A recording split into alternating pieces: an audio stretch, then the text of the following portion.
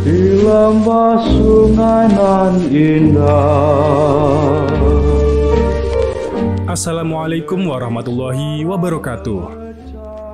Kali ini aku akan melanjutkan cerita dari Dioseta yang berjudul Sumpah Sebelum Kematian part ketiga ya. Buat yang belum mendengarkan part sebelumnya, linknya udah aku sertakan di deskripsi video ini. Teror mengerikan pocong Lek Samin benar-benar sudah di luar kendali. Kali ini, pocong itu membunuh saudaranya sendiri, yaitu Bu Siti, dengan cara yang sadis.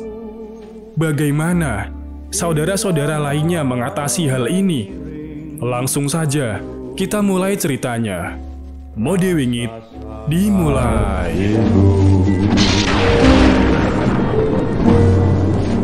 Terkenang kampung halaman, sawah sekolah. Pagi ini, Desa Danumulyo digegerkan dengan penemuan jasad Mbah Sondo dan kedua anak buahnya yang meninggal dengan keadaan yang mengenaskan di pemakaman desa. Berbagai kabar menyebar tentang Mbah Sondo yang datang ke desa dengan maksud membantu permasalahan keluarga Raden Sasmito. Wajah Pak Rusdi dan Pak Sarjo seketika pucat, sama seperti anak-anak Raden Sasmito yang lain. Mereka juga sudah melihat wujud langsung dari pocong Lek Samin yang mendatangi rumah mereka masing-masing. Jangankan suruhan gaib Mbah Sondo yang ditugaskan untuk melindungi mereka, Mbah Sondo sendiri tak mampu mengalahkan dendam dari pocong Lek Samin. "Pergi mas, aku mau pergi dari desa ini," ucap Pak Sarjo cemas. "Buat apa? Erna yang jauh di Surabaya saja juga bernasib sama. Tapi kita harus bagaimana?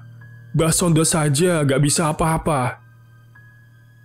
Angin dingin berhembus meniup tengkuk mereka berdua.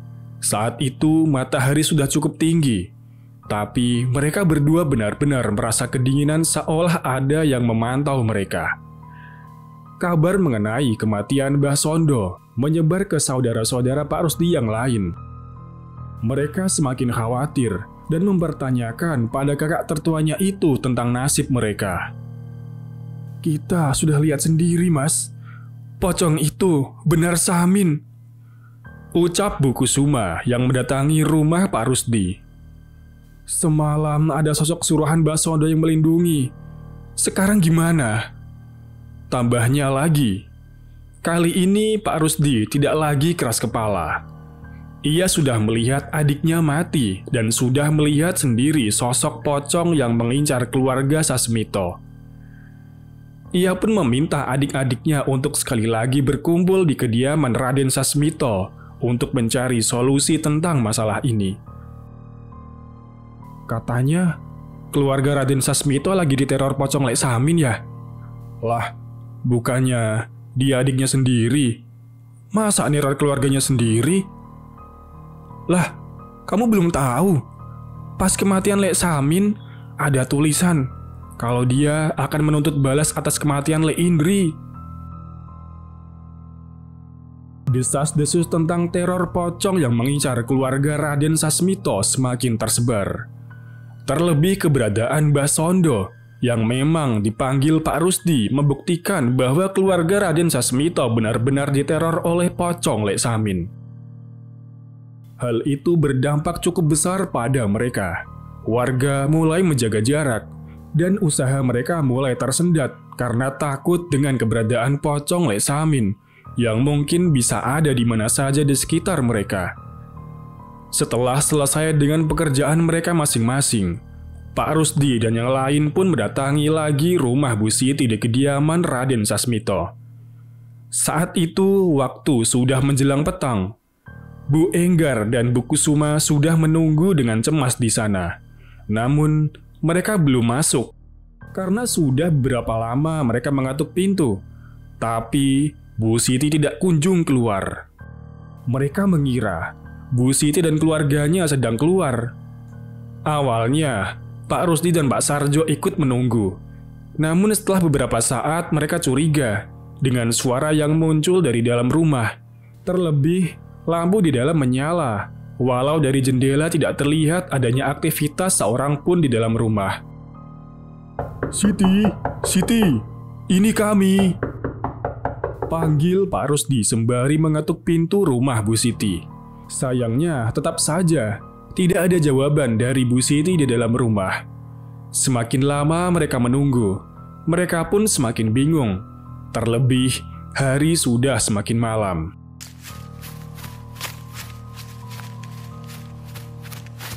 Terdengar suara beberapa warga yang berlari dengan wajah pucat melewati rumah Bu Siti.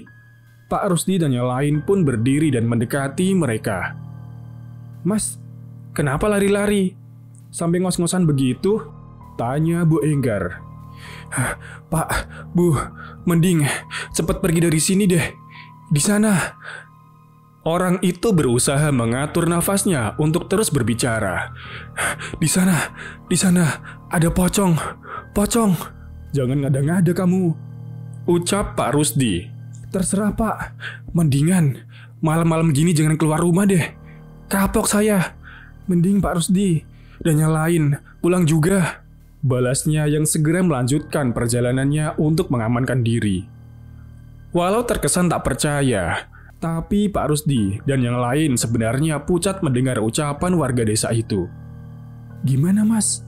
Masih mau nungguin Siti?" tanya Bu Kusuma. "Kalau kita kembali juga gak aman kan?"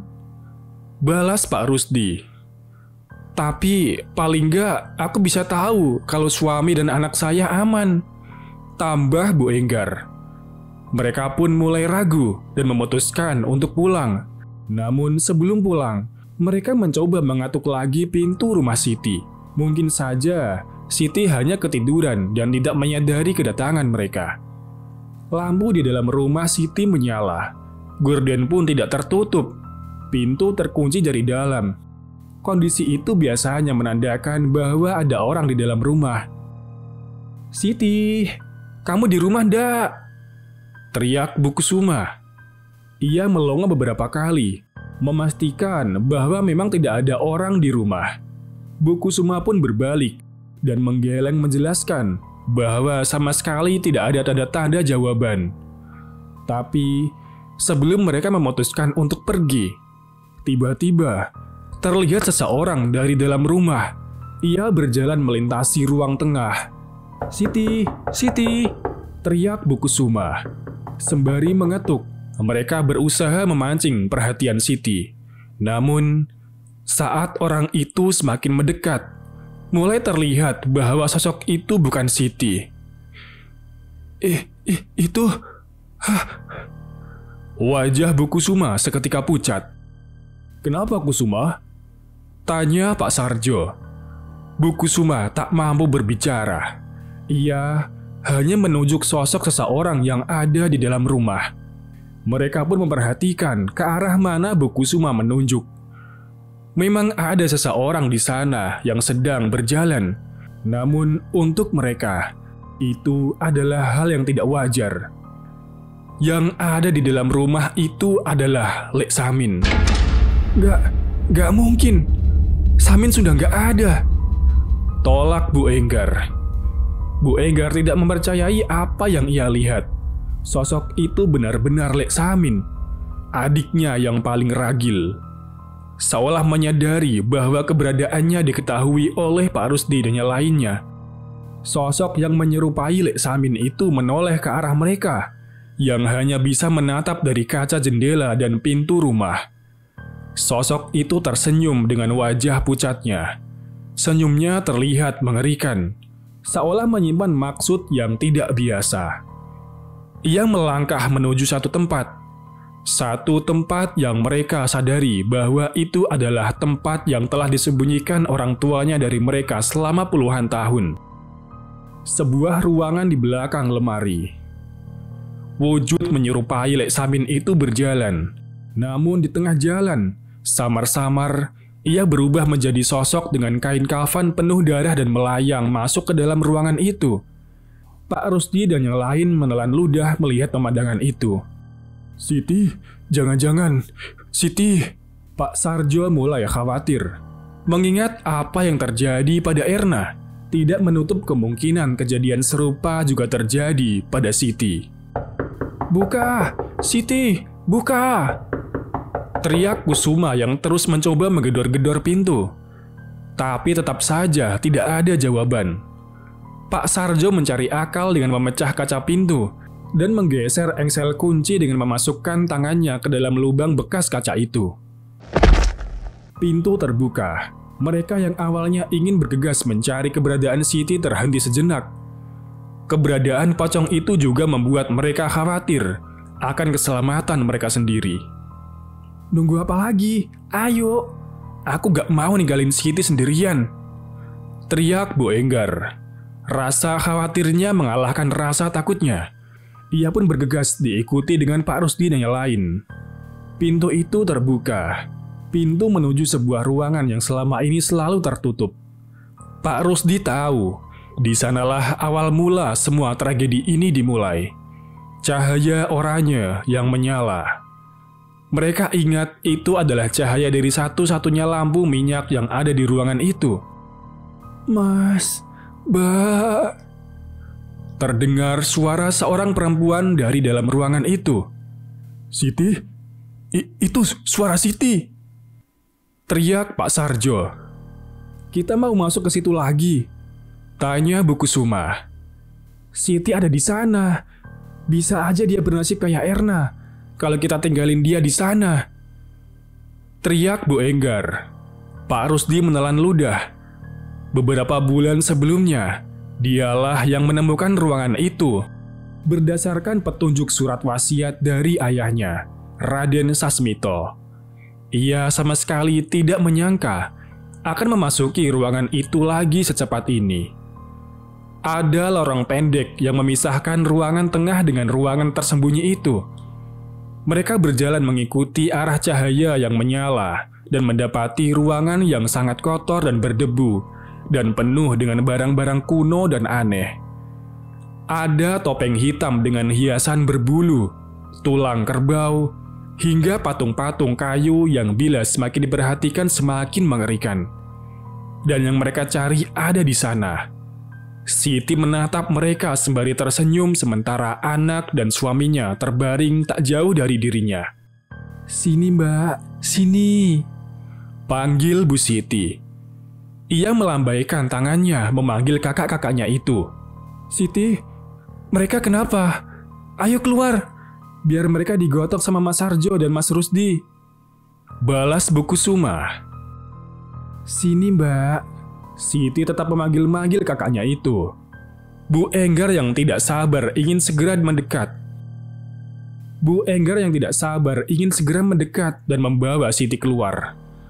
Tapi tiba-tiba, Pak Sarjo menarik Bu Enggar, melarangnya untuk mendekat. Jangan dekati dia," teriak Pak Sarjo. Bu Enggar kaget. Ia ingin mempertanyakan kenapa, namun tanpa perlu dijelaskan, Bu Enggar pun segera menyadari keanehan dari adiknya itu. Mata Bu Siti menghitam. Kulit wajahnya lebih pucat dari biasanya. Kamu bukan Siti kan?" tolak Pak Rusdi. Saat itu Siti tertawa nyaring. "Aku ini adikmu, Mas." Jelas seketika mereka berempat bergidik ngeri melihat keadaan Siti. "Siti, sadar Siti," teriak Pak Rusdi. Namun, ia tidak berani mendekat. Bersamaan dengan itu, tiba-tiba benda-benda di ruangan itu mulai berjatuhan. Ada sebuah guci seukuran pinggang manusia di tengah ruangan itu.